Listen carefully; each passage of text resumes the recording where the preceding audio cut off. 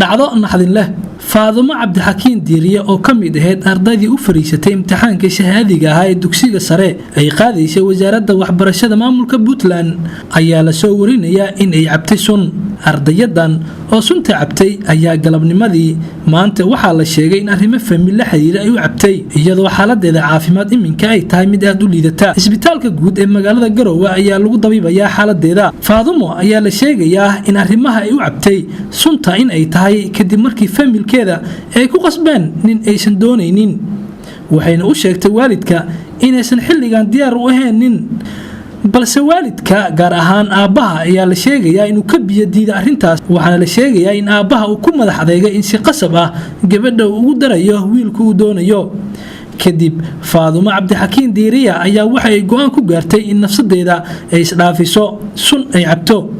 Faadumo Cabdixakiin Diiriye oo teeda waxay ka dhineed ayaa suurtagelin in sunta u geeriyooto